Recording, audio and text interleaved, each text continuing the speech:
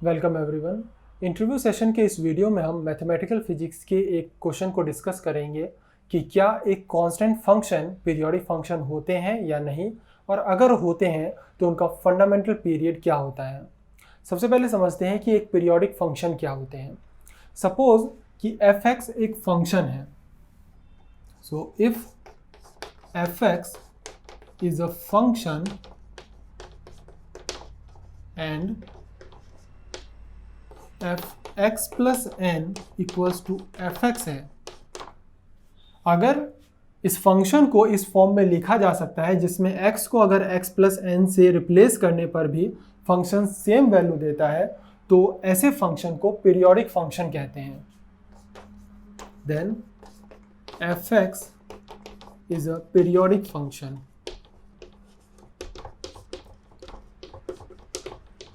And, और ये जो n होगा इसे फंडामेंटल पीरियड कहते हैं।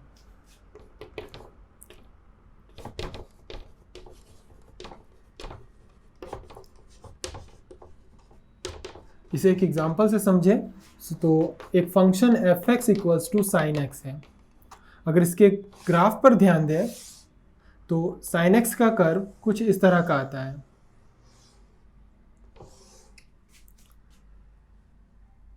जहाँ ये पाई, फिर 2 पाई, 3 पाई और 4 पाई एंड सो ऑन, इस तरह से मूव करेगा, और इसी तरह से बैकवर्ड डायरेक्शन में भी। क्या ये फंक्शन पीरियोडिक है? बिल्कुल पीरियोडिक है, क्योंकि अगर इस फंक्शन का आप कोई भी एक पॉइंट कंसीडर करें, फॉर एग्जांपल यही पॉइंट लेते हैं, तो आफ्टर 2 पाई डिस्टेंस ये खुद की वैल्यू को रिपीट कर देता है।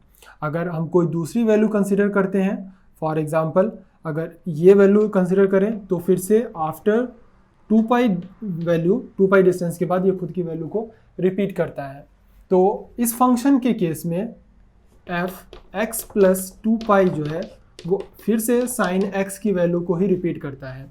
तो sin x एक पीरियोडिक फंक्शन है और जो 2 पाई है इसका फंडामेंटल पीरियड है।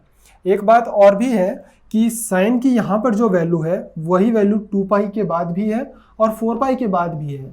तो क्या 4 पाई भी इसका फंडामेंटल पीरियड कहलाएगा? नहीं।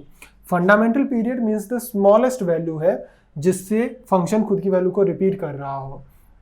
तो 2 पाई वो स्मॉलेस्ट वैल्यू है जिससे पूरा फंक्शन अपनी वैल्यू को रिपीट कर रहा है, तो ये इसका फंडामेंटल पीरियड कहलाएगा। तो एक कांस्टेंट फंक्शन क्या पीरियोडिक होगा?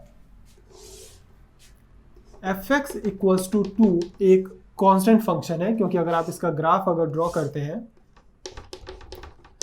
सपोज ये 2 है और 1, तो इसका ग्राफ कुछ इस तरह का आएगा जो कि एक कांस्टेंट फंक्शन है। और अगर इसमें फंक्शन में हम कोई वैल्यू ऐड कर देते हैं, सपोज n ऐड करते हैं, तब भी इसकी वैल्यू 2 ही आएगी। आप n की कोई भी वैल्यू कंसीडर कर लीजिए, सभी वैल्यू के लिए फंक्शन की वैल्यू 2 ही रहेगी, विच मीन्स कि एक कांस्टेंट फंक्शन पीरियोडिक फंक्शन तो है। तो फिर इसका पीरियड क्या है, फंडामेंटल पीरियड क्या होगा? यही दिक्कत वाली बात है, क्योंकि आप एक स्मॉलेस्ट कोई भी यूनिट यहाँ पर डिफाइन नहीं कर सकते जो इसका फंडामेंटल पीरियड डिफाइन करता हो, क्योंकि आप n की कोई भी वैल्यूज ले लीजिए, इवन 1 या 1 से लोअर भी कोई भी वैल्यू लेते हैं, तब भी फंक्शन की वैल्यू 2 ही रहेगी। तो ऐसे में एक कांस्टेंट फंक्शन के लिए फंडामेंटल पीरियड डिफाइन नहीं किया जा सकता, आइडेंटिफाई नहीं किया जा सकता है।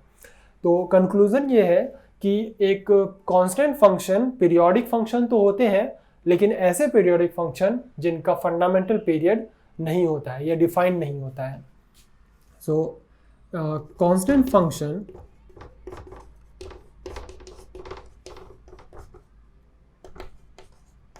Is a periodic function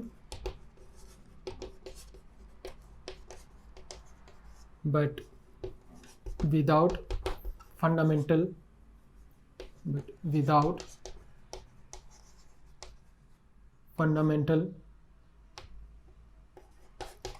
period.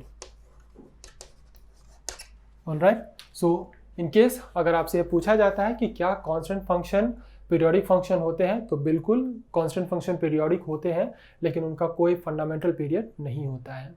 इस वीडियो के लिए इतना ही। Thank you.